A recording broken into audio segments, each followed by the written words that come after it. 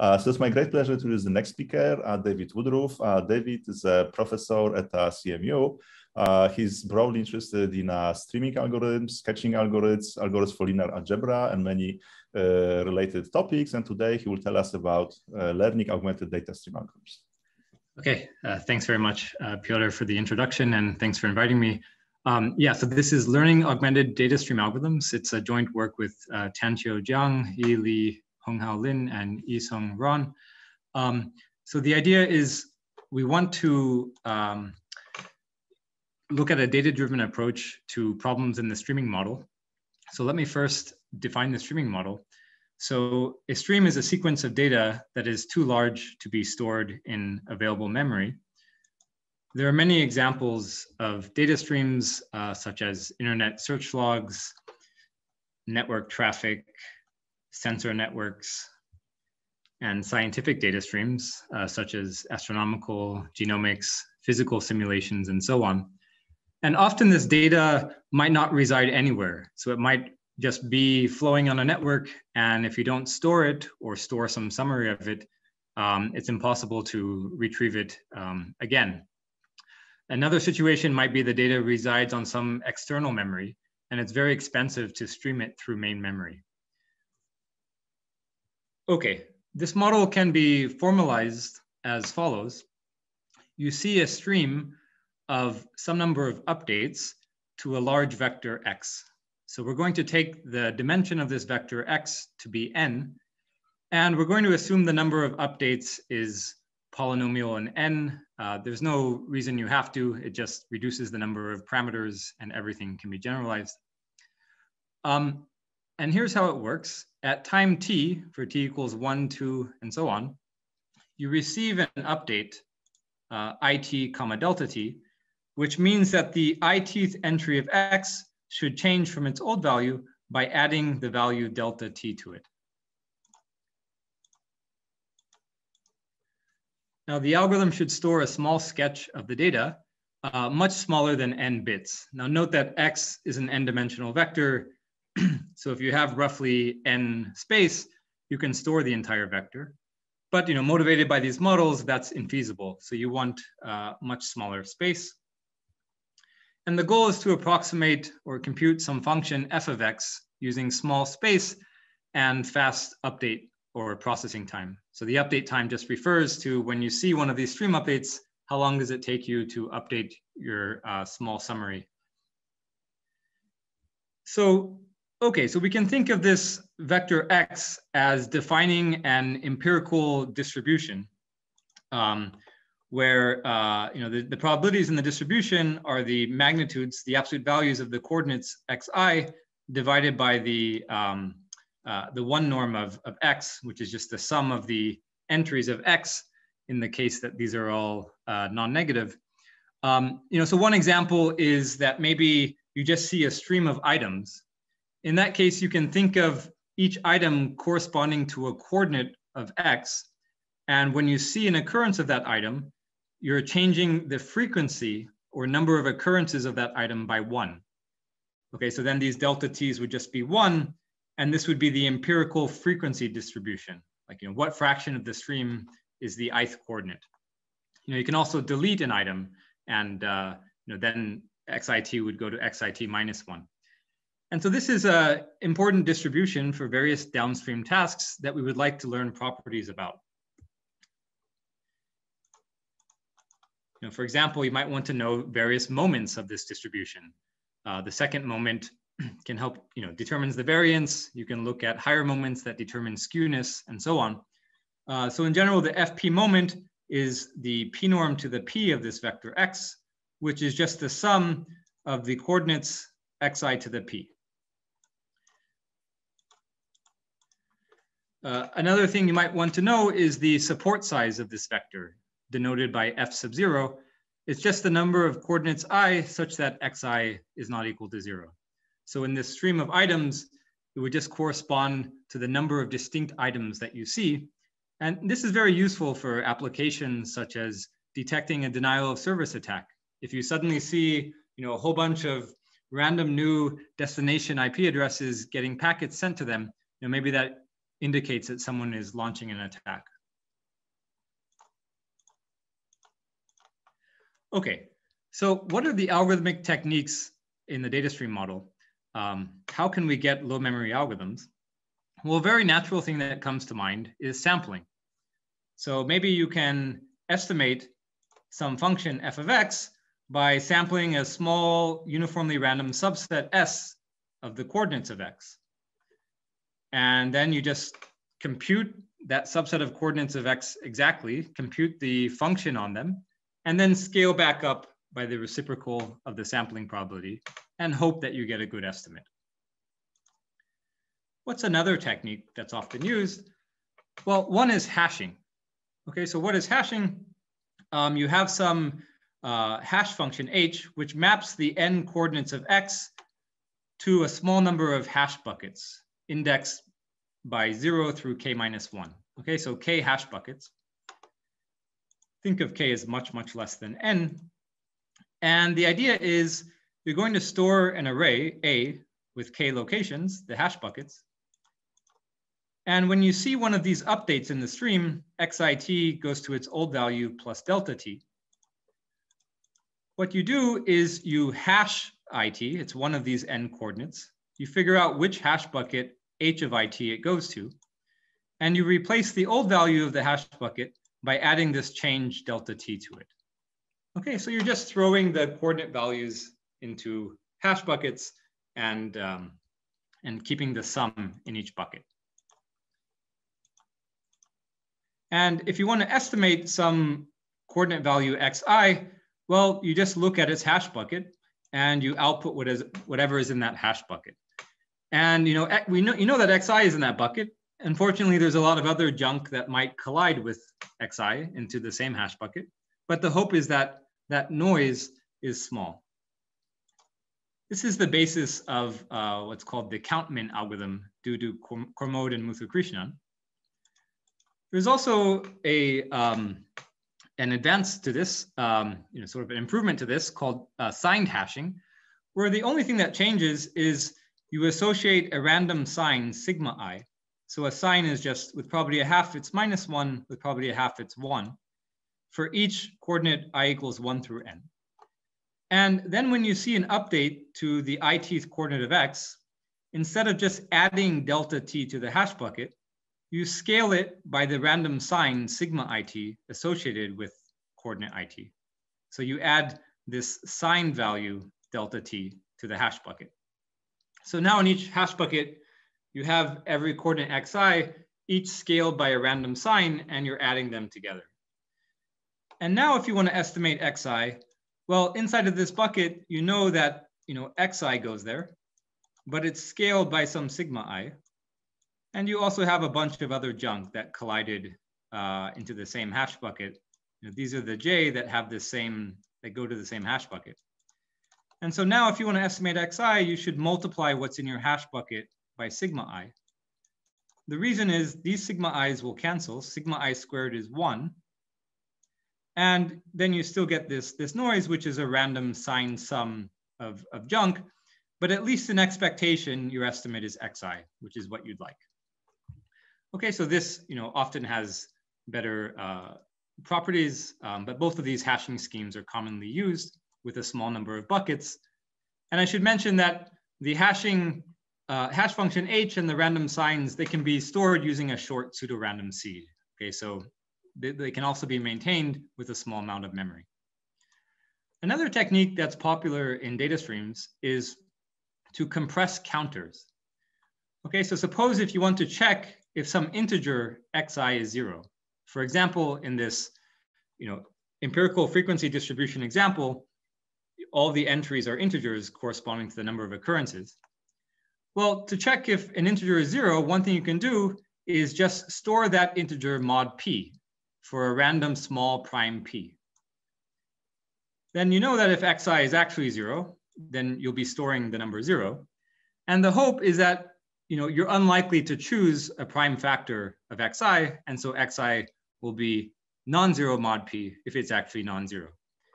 And the point is you only need order log p bits to store xi mod p. which can be a significant savings if this prime p is small. So this is useful in support size estimation algorithms. Okay, well, despite these techniques and their sort of wide usage in data stream algorithms, there are a number of weaknesses to them. So here is an illustrative example. Suppose your vector x is a binary vector, has a bunch of zeros and ones, but it has two large coordinates. Here's one coordinate, 0.2n, say, and another coordinate, 0.1n. And let's suppose this 0.2n is in the 6th position. So x6 is 0.2n, and 0.1n is in the 13th position, and x13 is 0.1n. All the other coordinates are 0 and 1. Okay. Well, what if you try to use sampling to approximate some function on this vector? Well, if you don't sample the coordinate 6 or 13, you don't sample these large entries, 0.2n or 0.1n. And so you're going to get a very bad estimate to many functions, in particular to these FP moments we talked about, because these values are so large that they dominate the overall FP value. So the variance is just very bad for sampling. Well, what about hashing? Well, hashing also has a problem. Suppose that the 6th index hashes to the same bucket as the 13th index. Well, then when you try to estimate x sub 6, you're going to look at what's in that hash bucket to estimate x6. And the problem is, these two things, they get added together, or maybe you used random signs, added or subtracted together, but they're both very large values and they cancel a significant portion of each other out, or they add too much to each other. And so you get a very bad estimate. What about this other technique of compressed counters? Well, this large value x sub 6, which is 0.2n, what if it happened to be the product of many small primes? Then if you store it mod a small prime, you'll get 0, even though it's not actually 0. So you look at these weaknesses and you think to yourself, wouldn't it be nice if there are actually no large coordinates in x? This is causing all of these problems. And this was exactly the motivation for defining a heavy hitters oracle in the data stream model. So the assumption is that future data often looks like past data. Now, this is common in machine learning, in the PAC model, for example. And the assumption often holds in these applications. So in network traffic monitoring, large flows fluctuate on a daily basis, but the actual source and destination servers, so a pair of a source and destination might correspond to a coordinate of x. The pairs that actually correspond to large flows, maybe these identities, these coordinates don't change very much, even though their flow values change. These observations motivated work of Su, Indik, Katabi, and Vakilian to introduce a heavy hitter oracle, which given an index I of x, predicts whether or not xi is large.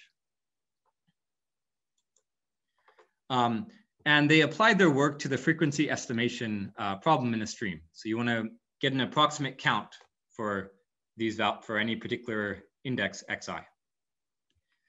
I should note that similar oracles were also studied in the context of Bloom filters, of Tim Kraska and others. And the question that we ask is, can we apply a heavy hitters oracle to the large body of problems in the data stream literature? Not just to frequency estimation, but what about all these problems such as FP moment estimation, support size estimation, and so on, to obtain significantly improved balance? Okay, so a lot of problems that have been developed in the data stream literature over the last 2 decades, the way they work is they have a separate component which estimates the contribution of heavy items, and a component which estimates the contribution of non-heavy items. And given an oracle, it ought to be the case that you can improve a lot of those algorithms. And these are our results. So for FP moment estimation, for p greater than 2, we obtain a 1 plus epsilon multiplicative approximation using a space which is roughly n to the 1/2 minus 1 over p. Okay, so for example, when p equals 4, this is n to the 1/4 bits of memory. And I should note, this improves an optimal n to the 1 minus 2 over p memory algorithm. So it's the square root of what's possible without an oracle. So this algorithm without an oracle is work with indic, and there are many follow-up works to this which improve the polylogarithmic and epsilon factors. Yeah, so for p equals 4, this would give n to the 1/2 space, whereas we're getting n to the 1/4 space. And our algorithm, the bound, it matches an n to the 1/2 minus 1 over p memory lower bound that holds even without an oracle, at least for the kind of oracle that we will assume that I'll get into later. Okay, so that's improving the space bounds with an oracle. What about other ways of improving streaming algorithms? Well, for FP moment estimation for p between 0 and 2, it's known that you don't need polynomial in n space. Instead, the optimal space complexity is known to be log n over epsilon squared. And we obtain, and that's even without an oracle, and we obtain such an algorithm with optimal space complexity, but we get an update time, per stream update processing time of constant. And so I want to mention this, as I said, it matches the optimal log n over epsilon squared memory of an algorithm without an oracle. This is work with Kane, Nelson, and Porat. But it improves the update time of their algorithm, which was a somewhat messy log squared 1 over epsilon, log 1 over epsilon. It improves the update time to constant update time. Okay, now this is assuming the oracle can be queried in constant time. In practice, we found that the oracle can be queried quite quickly. I'll talk more about the oracle later. So it's useful not only for space, but also for improving update time. Going back to our running example of support size estimation, F0, we're able to obtain a 1 plus epsilon approximation using log n over epsilon squared times log 1 over epsilon bits of memory. And this improves the previous log n over epsilon squared times log n plus log 1 over epsilon bits of memory in work with Kane and Nelson. I do want to mention this is in the model where you can have both insertions and deletions of items, which is important in these network flow applications where you take the difference of two network flows at different points in time. You can certainly have negative entries. And this was the best space bound that was known. And for constant epsilon, our new algorithm with log n memory beats the log n log n existing algorithm. And it also matches a log n lower bound that you have even with an oracle. Finally, I won't get a chance to get much into this, but we also obtain improved bounds for a number of other streaming problems, such as mixed norms. In a mixed norm, you have updates not to a vector, but to an underlying matrix A. And what you want to do in this matrix A is you would like to compute the p norms or FP moment that I defined on each of the rows of A. Then you get a vector, which is a list of numbers. And then you would like to compute the FQ moment of that vector. This comes up in contexts such as multi-graph streams. For example, you can imagine A defining a graph where each row corresponds to the neighbors of a vertex. And if you have multiple edges, you might only be interested in the distinct neighbors. So you might want to first apply a F0 operation, which finds the distinct neighbors in each row, and then compute a norm of that vector. So we obtain roughly quadratic improvements for a number of problems there. Finally, we also obtain improvements for non-numerical streams. For example, your stream might be a stream of axis-aligned rectangles. And maybe you want to estimate the area of the union of the rectangles. This is called Klee's measure problem. Or maybe estimate the maximum depth. How many rectangles overlap? What's the maximum number that overlap at any given point? Okay, in the remainder of the talk, I'm going to speak about the following. So I'll first describe the algorithm for FP moment estimation for p greater than 2. Then I'll describe briefly the algorithm for support size estimation, F0. And then I'll briefly touch upon the experiments and discussion of the oracle. Please stop me if you have any questions. Okay, FP moment estimation for p greater than 2. So the idea is we're going to train an oracle that for each coordinate I can predict whether or not the pth power of xi is at least 1 over root n times the pth power of the p norm at the end of the stream. So I should mention that this is an instantiation. We're going to use the same oracle of Su et al. For finding heavy items. We're just parameterizing the heaviness here with 1 over root n. Such an item I is called heavy. Otherwise, if it does not satisfy this inequality, it is called light. And what we're going to do is we're going to initialize 2 non-oracle FP moment estimation algorithms, AH and AL. H is going to stand for heavy and L for light. Each of these 2 algorithms is going to be run on a roughly root n dimensional vector. And here's how it's going to work. So let S be a random sample of the light elements, those items that don't satisfy this inequality. So for each light element, we decide whether or not to include it in S independently with probability about 1 over square root n. We have to remember our decisions. If we see the same item twice, then we either include both of its updates or exclude both of its updates. We can remember that with a hash function. Okay, then when we see a stream update to say the ith coordinate, if this coordinate it is heavy, which we can tell by asking the oracle, then we feed the stream update to AH. So AH is going to be an FP moment estimation algorithm run on the heavy coordinates. Otherwise, IT is being updated and it corresponds to a light value. And then we check, is IT in our sampled set S of light elements? If so, then we feed that element IT into our FP moment estimation AL. If not, then we just ignore the update. At the end of the stream, what do? Well, we query the output of these 2 FP moment estimation algorithms. Let out H be the output of AH and out L be the output of AL. Our output is just out H plus square root n times out L. Okay, so the idea is the heavy coordinates, we're going to approximate their FP moment very well just by running this heavy hitters, this FP moment estimation algorithm on them. But there aren't many heavy items. There can only be root n of them. So this is being run on a root n dimensional vector. Similarly, out L is the output of the algorithm AL being run on a sample of light elements.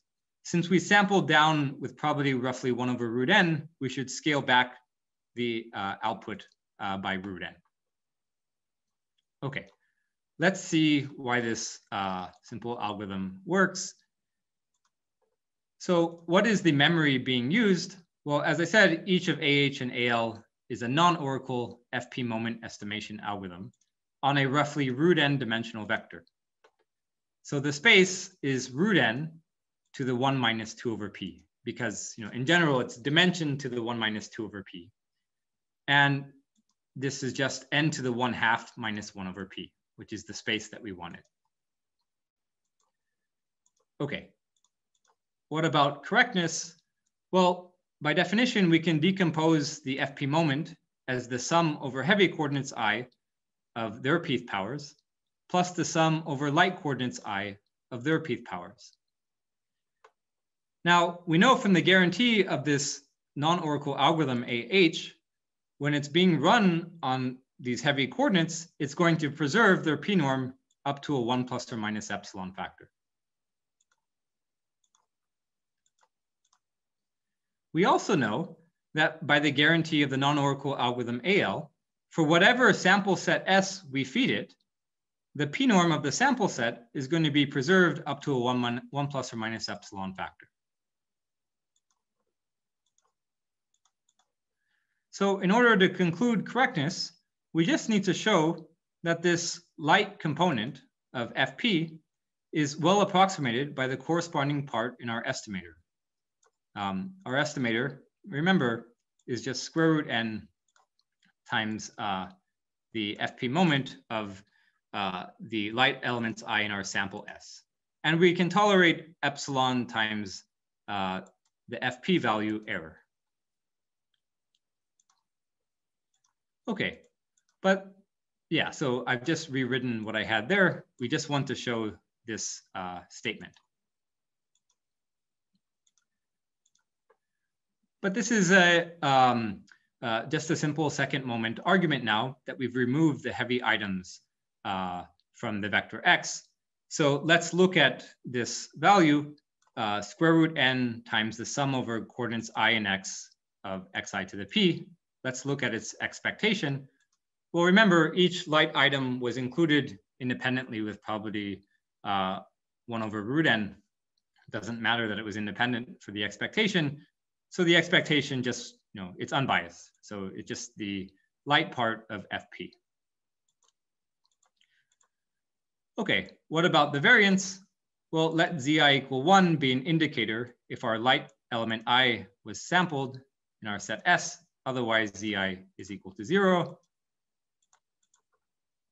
And the variance is also a simple calculation. So the variance of this quantity without the square root n, so I've dropped the square root n here, the sum over I and s of xi to the p. Well, you look at the expectation of the square and you expand it, and you subtract the square of the expectation, you expand that. And so it's just a summation over all light I and j of the expected value of zi zj minus the expected value of zi times the expected value of zj times xi to the p xj to the p. When I does not equal j, since you're sampling independently each item, this becomes expected value of zi times expected value of zj, and they cancel. So you just get a sum over the case when I equals j. And the expected value of zi squared is just the probability that it was sampled, which is 1 over root n. And I'm upper bounding it here. I'm going to drop this. So I get it. It's at most 1 over root n xi to the 2p, I equals j. And finally, we use the fact that these items I are all light. So if I want to maximize the sum of xi to the 2p, subject to the sum of all of the coordinates x light I summing up to at most the p norm of x to the p, well, the largest this can be is when all of the light elements are as large as possible. And subject to our heaviness constraint, that means you have root n light items that are all equal to the maximum possible 1 over root n times p norm of x to the p. Okay, so just plugging this in, this root n cancels that expectation, and I just get 1 over n times the square of the expectation. Okay, now this was without this root n. When I put this root n back and I square it, I get finally that the variance is at most the square of the expectation. And so averaging 1 over epsilon squared trials gives me the desired additive error of epsilon times the expectation. Okay, so the idea was simply to separately handle the heavy items, and there aren't that many of them, and we can sample down the light items, and now there aren't that many of those left, and now we can run these FP estimation algorithms on much smaller vectors and get smaller space. Okay, so let me now briefly talk about support size estimation. So in order to estimate the support size, or F0, let me first describe what a non-oracle algorithm does. So it's going to choose a nested subsequence, a nested sequence of subsets of the set n of coordinates of x. Okay, this is 1 through n. S log n is going to be all n coordinates. S log n minus 1 will be roughly half of those coordinates. S log n minus 2, roughly half of those, and so on. So after about log n steps, I'm left with good probability with the empty set. Yeah, so just to say it again, SI is a random subset of about 2 to the I coordinates of X. And here's the idea. We're going to create log n induced streams from our original stream, where for each I from I equals 1 through log n, we're only going to consider stream updates. Xit goes to its old value plus the change for those IT that are in our set Si. Okay, so each of these SIs is a restriction of the set of coordinates, and we only consider stream updates to that restriction. And for each of these substreams, the idea is just to use hashing. Okay, so you hash all of the updates, those coordinates, to a hash table of size roughly 1 over epsilon squared. And you keep counters mod a small random prime. And after having done this, you do all this in the stream. So you have these log n hash tables, each of size 1 over epsilon squared buckets, which is each maintaining a counter mod a random prime. At the end, you look for an index I star for which in your hash buckets, you have roughly half of your hash buckets equaling 0 and half of them being non-zero. This is a good place to base your estimate on, because if you were to instead look at a place where all the hash buckets were non-zero, you wouldn't be able to say much other than that the support size is really large. And if you were to look at a place where there are many more zeros than non-zeros, then the variance would be too high. So this is a nice sweet spot where to look at. And all you do for your estimate is you look at the number of non-zero counters in the I star's hash table. You hope that these non-zero counters truly correspond to non-zero items. And then you scale back up by 1 over the sampling probability. If you remember, Si star is roughly 2 to the I star coordinates. So its sampling probability is roughly 2 to the I star over n. And you should rescale by the reciprocal of that. This is the rough algorithmic idea. And where does the space complexity of the non-oracle algorithm come from? So if the entries of X are integers of magnitude poly n, they can each have order log n prime factors. And you have 1 over epsilon squared buckets in your hash table. So you want your random prime to avoid roughly 1 over epsilon squared times log n possible primes, the prime factors of any of these in any of the buckets. And if you choose a prime using roughly log n plus log 1 over epsilon bits, a random such prime, you can avoid all of these primes. Okay, so that's the non-oracle algorithm. And how to use an oracle? Well, we train an oracle. We use the same oracle, the heavy oracle in Su et al. That can predict if an item is heavy. And here what we're predicting is if the magnitude, these are integers, the magnitude of xi is at least 2 to the poly 1 over epsilon at the end of the stream. Such an I is called heavy, otherwise it is called light. And the idea when running this algorithm is if a hash bucket contains a heavy item, okay, so as we process stream updates, for each update, we look in each of these log n induced streams, we see if it goes there. We check to ourselves, using the oracle, is this item a heavy item? If it is, well, we know it's going to one of those buckets. And so in particular, that bucket should be non-zero at the end of the stream if the algorithm were actually correct, right? Because it contains a heavy item and a heavy item is non-zero. So we can actually freeze the bucket because we know it does correspond to a non-zero value at the end of the stream. Otherwise, if all items in a hash bucket are light, since this level I star that we're zooming in on has roughly 1 over epsilon squared survivors, like roughly that's how many items in the support of X are going to survive this nested sequence of sampling at that level. Well, each of these is light, and it's at most 2 to the poly 1 over epsilon. So in total, it has at most poly 1 over epsilon prime factors. and there are 1/epsilon² buckets we need to protect ourselves against. So we just need to avoid poly 1/epsilon primes, and so we can use log 1/epsilon bits, order log 1/epsilon bits to do that. And so what we're really doing here is we're improving the counters. There's some additional analysis that I kind of hid, which is how to choose this level I star. You have to use reduced counters for that as well. But this is the rough idea of just improving the compression of the counters from log n to constant for constant epsilon. Okay. So let me just briefly talk about experiments and discussion of the oracle in the remaining few minutes.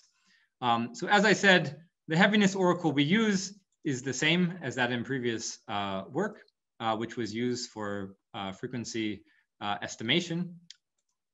The idea is, in the offline phase, to train a neural network to predict the log of the item counts. This is what that work does. They use the squared loss. You then sort all the predictions and choose an optimal heaviness threshold based on validation data and store items above a threshold.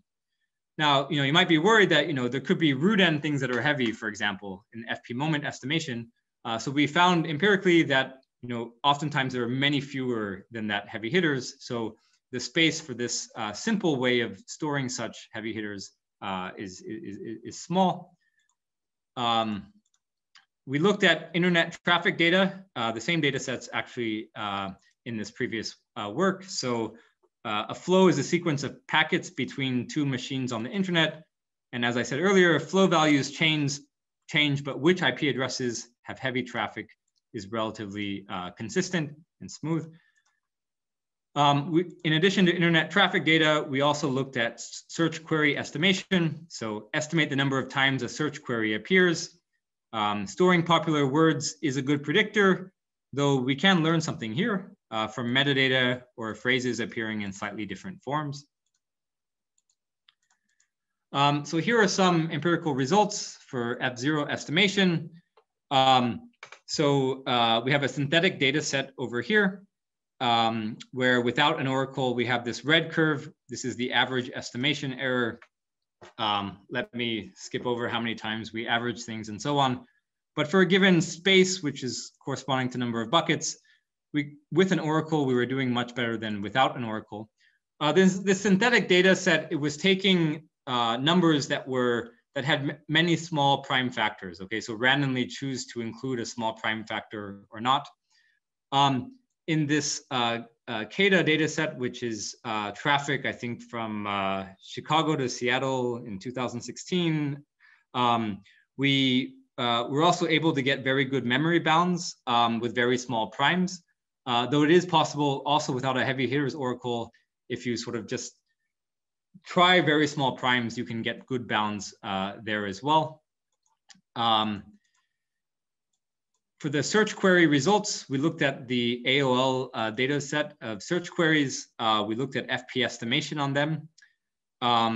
Here is F3 estimation, and here is F4 estimation.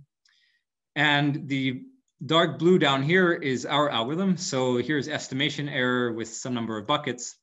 These algorithms up here, they're non-oracle algorithms. The non-oracle algorithm is called precision sampling in the data stream literature. You can see it's much worse for both third moment and fourth moment. But also what's interesting about these plots is like we're getting very close to zero error. And the reason for this in the AOL data set is actually there are some very, very large items that are dominating the FP estimation. And so if you separately store those with an oracle, you can get very, very good error. So we wanted to also understand what happens when you, the FP moment from the heavy items is roughly the same as the FP moment from the light items. I suppose you could take this data set and change which coordinates you look at, maybe reduce the number of heavy coordinates so that the two are balanced. We did this directly for a synthetic data set where we generated a random vector with the first root n coordinates were heavy and the remaining coordinates were uniform. Sorry, this should be 0, 1, the real interval. And then we renormalize these so that heavy and light parts have equal contribution to F3. And so now it's not just the case that if you store the heavy items, then they completely determine the F3 value. You actually need to sample the light items as well. And we ran the non-oracle precision-based algorithm and our algorithm. And with the same space, which we measured as number of buckets, we had improved estimation error. Here it was like, at this point, 20% versus 33%, say. Okay, so let me just conclude. So there are some things I didn't get a chance to talk about. One thing is noisy oracles. So for FP estimation, it might not be reasonable to assume that your oracle, knows exactly who the heavy hitters are. Maybe sometimes it makes an error. So if it independently makes an error on each item with probability delta, then you get a memory which depends on that probability. And so if delta, the failure probability is something like 1/√n, then or smaller, then you get the bound that I claimed earlier with no failure probability. And as delta gets closer and closer to 1, the bound sort of gracefully degenerates into the bound with no heavy hitters oracle. Okay. So some sort of higher level questions here. Can other streaming problems benefit from a heavy hitters oracle? So in recent work with Chen et al., we looked at the problem of estimating the number of triangles and 4 cycles in a graph stream, so a stream of edges, and using an oracle, we can get the same space as non-oracle based algorithms, but using fewer passes or without a random order assumption on the stream in previous work. Because such assumptions of more than one pass and a random order were effectively being used to implement a heavy hitters oracle. What does that mean in the context of triangle estimation? Well, the edges that participate in many triangles cause problems for sampling. Just like here, we saw large coordinate values cause problems for sampling. So you want to separately process those. And an oracle that can indicate if an edge is heavy or not is very useful.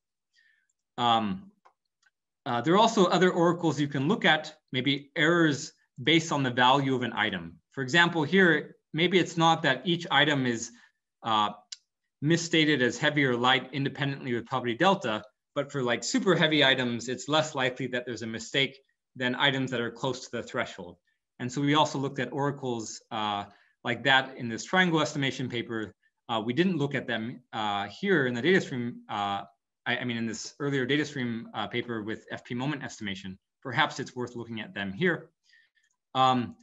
And sort of even more generally, can oracle results for streaming be used in other optimization tasks? Okay, so there's this very nice interplay between data dimensionality reduction and sketching techniques in streaming that has been applied to many optimization problems in machine learning and randomized numerical linear algebra in particular. And there's learning-based hashing schemes. In work pioneered with by Indik, Vakilian, and Yuan, and follow-up work of Leo et al. And work with Indik and Wagner, we looked at these works looked at ways of learning the sketch or the hash function. And there again, the idea is kind of to separate large components from small components. If you had a diagonal matrix in an optimization task, that's exactly what it would be. But in general, components in this more general optimization task, they might mean directions of high variance. And so can you somehow learn how to build a sketch that is more tailored for your distribution and gets overall lower error with the same amount of memory? So I think it's a nice open question to look at all the places that streaming has been used in optimization and try to use oracles for streaming for those optimization tasks. And let me just conclude there, and thanks very much for your attention. Right, thanks a lot, David. So we have a few questions. Maybe let's start from Ula. Ula, go ahead. Okay, so thanks for the nice talk. So one question then regarding learning this oracle. Like I thought like one typical example of this data stream algorithms would be to detect abnormal behavior, let's say on the network. And that seems to be the case then that the learned on previous data would not work. I mean, that is true to some extent, though the heavy items might be consistent. So it might be the case that the abnormal stuff could be light items. For example, if you're spamming many different IP addresses with light values. Makes sense. Yeah, yeah. Makes sense. But it is a valid criticism for other applications. Yeah. Cool. Thanks. So the next question is by Christian Köster. I hope I pronounced the name correctly. For the noisy oracle setting, does the algorithm need to know delta in advance? Let's see, does it need to know delta? Yeah, the way it's written, it takes in delta as a parameter.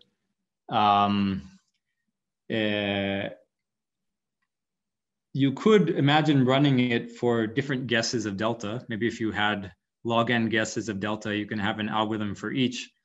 And then at the end, if there's some way of, in a downstream task, using each of these and figuring out which one is the best one, this would just give a log n factor overhead.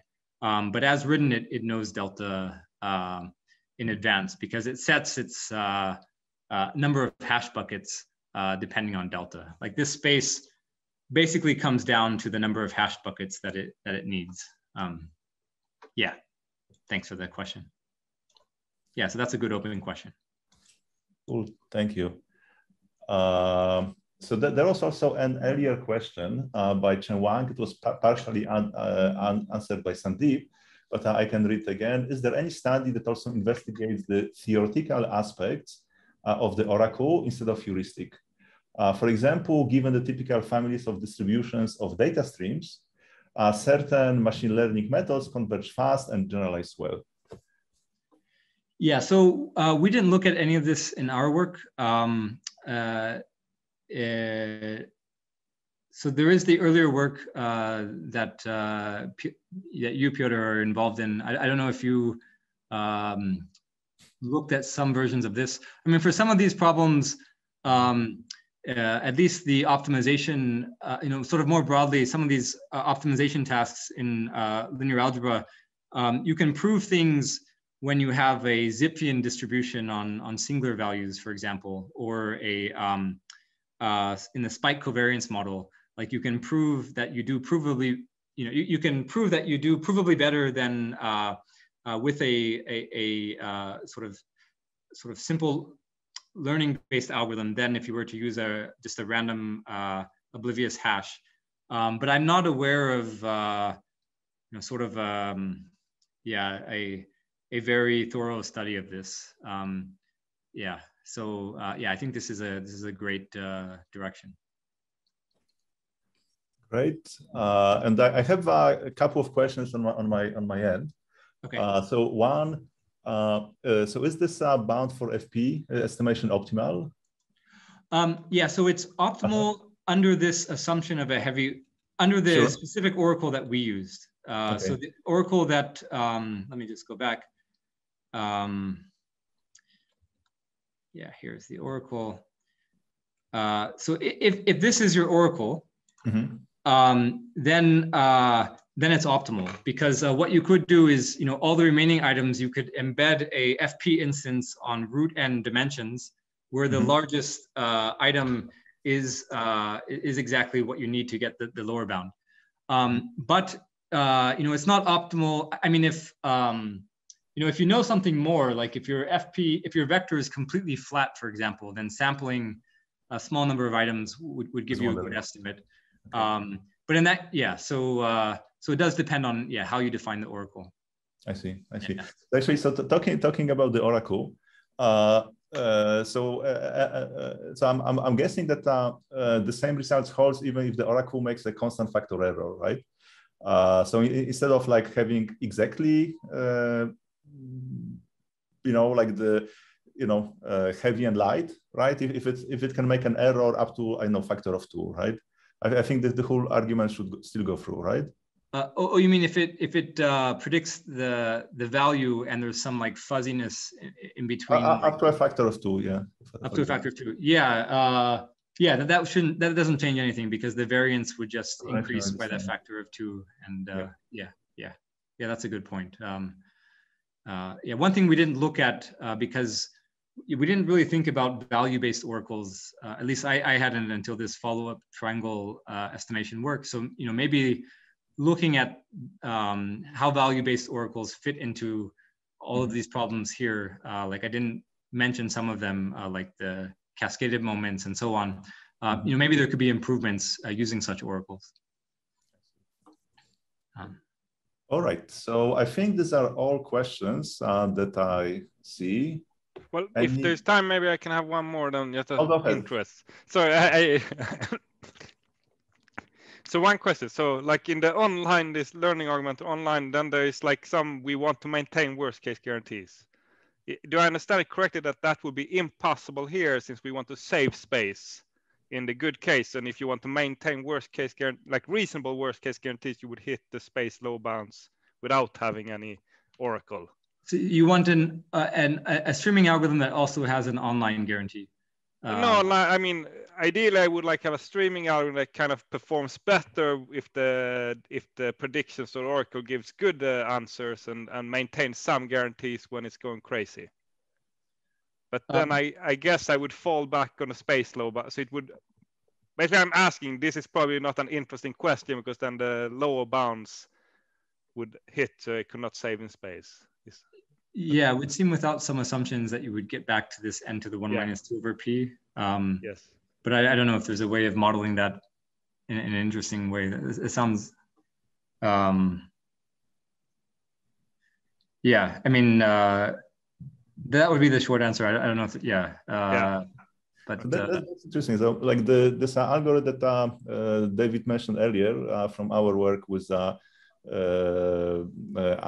Xu, and Katabi, they do have worst case guarantees, right? So, like in the best case, if the data is Zipfian, then you get an improvement. But even if the data is really bad and your oracle is, like completely crazy, it still retains some worst case guarantees, right? About the right. So I would expect that these algorithms maybe also can be shown to work, but it's slightly different. There's some different problems, right? So maybe it's not the case. Yeah, it's a good question. Yeah, I mean, in that setting, it was like concatenating a learned sketch with a random sketch, right? So that you're no worse than what the random sketch does. This is the setting, for example, in the low rank approximation. I see. Okay. But there, I guess they both have the same amount of space. Yeah. That's a good point. That's a good point. Here, yeah, not. Yeah, I don't know. Cool.